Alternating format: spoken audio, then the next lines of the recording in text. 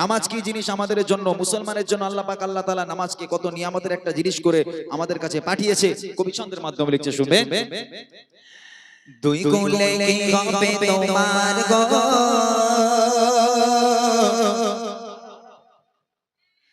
না পেলে খোদার রহমত গো।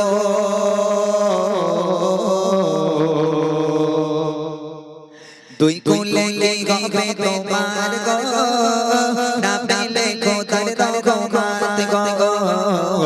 দুই কুলে কি হবে তোমার গো, না পেলে খোদার রহমত গো। চাইতে যদি জান্নাত গো, নামাজ ছাড়া যা সব বেকার গো, নামাজ ছাড়া যা সব বেকার গো।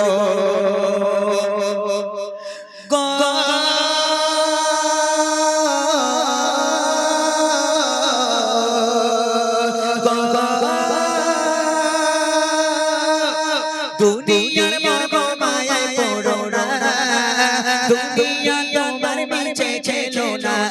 দুনিয়ার মোহ মায়ায় পড়ো না, দুনিয়া তোমার মিছে খেলো না। থাকবে না বেঁচে চিরকাল গো, থাকবে না বেঁচে চিরকাল গো। নামাজ ছাড়া যে সব বেকার গো, নামাজ ছাড়া যে সব বেকার গো। দুই কুলে কি হবে তোমার গো, না পেলে খোদার রহমত গো, না পেলে খোদার রহমত গো। আল্লাহ রাসূল যেমন একটা হাদিসে বলছেন, as-সালাতু মিফতাহুল জান্নাহ, নামাজ হলো জান্নাতের চাবি।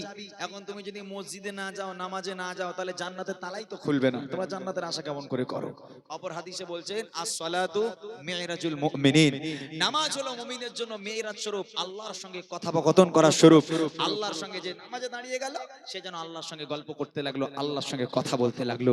আজকের নামাজ, এই নামাজ ছেড়ে তুমি জান্নাতের আশা করো, আল্লাহর কসম করে বলছি, যদি আমার কথা মিথ্যা হয়, যারা নামাজ পড়ে তাদেরকে জিজ্ঞেস করেন, তাদের বাড়ি কোনোদিন অভাব নেই। যারা নামাজ পড়ে তাদের কোনো মাথায় টেনশন নেই। যারা নামাজ পড়ে তাদের শরীরে কোনো বড় বড় রোগ নেই।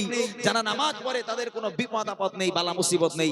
একটাবার খবর নিয়ে দেখেন, এই নামাজ আপনার অভাব দূর করবে, এই নামাজ আপনার বালা মুসিবতকে দূর করবে, এই নামাজ আপনার সমস্ত পেরেশানিকে দূর করবে। আর আজকে আমরা নামাজ থেকে পিছনে। কবি লিখছে, দেখেন, নামাজে হলো বেহেশতের চাবি, নামাজে পাবে সুখ শান্তি সবে। নামাজে হলো বেহেশতের চাবি, নামাজে পাবে সুখ শান্তি সবে। নামাজ দুই কুলে পড়ো পার গো, নামাজ দুই কুলে পড়ো পার গো। নামাজ ছাড়া যে সব বেকার গো, দুই কুলে কি হবে তোমার গো, দুই কুলে কি হবে তোমার গো।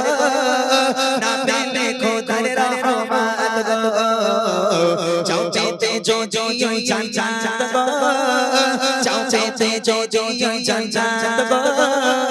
নামাজ ছাড়া যে সব বেকার গো, নামাজ ছাড়া যে সব বেকার গো।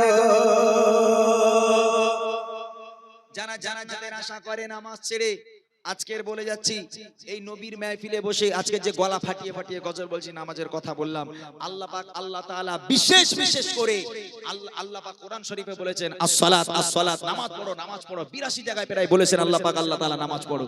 দেখেন, এই জিনিসটা হলো ফোন, এটা হলো ফোন। আচ্ছা, এই ফোনটা যে কোম্পানি আবিষ্কার করেছে, ফোনটা কি কাজে লাগে? ফোনের কাজ কি? ফোন করা, ফোন আসা, ফোন করা এবং ফোন আসা। আচ্ছা, ওই জন্যই তো কোম্পানি এটা বানিয়েছে। তারপরে তো দিয়েছে গেম, তারপর দিয়েছে ক্যালকুলেটর, তারপর দিয়েছে ক্যালেন্ডার, হ্যান ত্যান কলজের মাথা যা দিয়েছে সব ফোনে। তবে মূল জিনিস যেটা হলো, সেটা হলো ফোন যাওয়া আসার জন্য, কথা বলার জন্য এই ফোন। আল্লাহ পাক আল্লাহ তাআলা দুনিয়াতে আমাদের পাঠিয়েছে তার ইবাদত বান্দেগি করার জন্য। আল্লাহ পাক দুনিয়াতে আমাদের পাঠিয়েছে তার ইবাদত বান্দেগি করার জন্য। তারপরে তুমি দুনিয়াদারি করো, দুনিয়াদারি করার সাথে সাথে আল্লাহর ইবাদত বান্দেগি রাখতে হবে। এখানে আমি লাখ টাকার ক্যালকুলেট করছি, লাখ টাকার ক্যালকুলেট করছি, কেউ যদি হঠাৎ করে আমার এতে ফোন করে, আচ্ছা আমার ওই ফোন কি আসা বন্ধ হয়ে যাবে? ক্যালকুলেটর মানে এর জন্য, হিসাবের জন্য ফোন আসা বন্ধ হবে? হ্যাঁ, ওই ক্যালকুলেটর উড়ে যাবে, সামনে তোমার কল চলে আসবে, ঠিক কি না? তাহলে ফোনের কাজ হলো ফোন আসা, আর আজকের আমাদের কাজ হলো আল্লাহর ইবাদত করা। আল্লাহর ইবাদত বান্দিগির জন্য আল্লাহ পাক দুনিয়াতে আমাদের পাঠিয়েছে, দুনিয়াদারি করার জন্য নয়। দুনিয়াদারি করছে খুব ভালো কথা, তবে সময় সময় যখন মুয়াজ্জিন আজান হাঁকবে, মসজিদে গিয়ে 10টা মিনিটের জন্য 10টা মিনিটের জন্য আল্লাহর ইবাদতে বসো, আমার আল্লাহ খুশি হবে।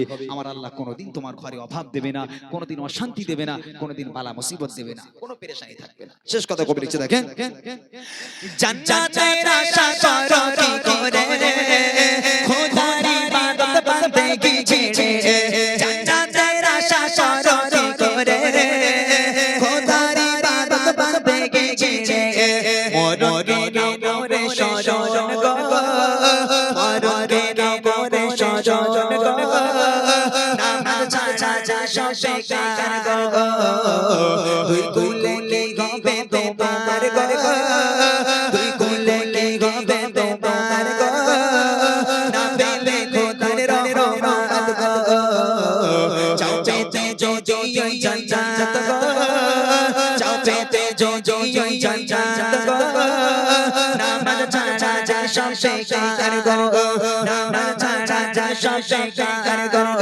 নামাজ ছাড়া সব বেকার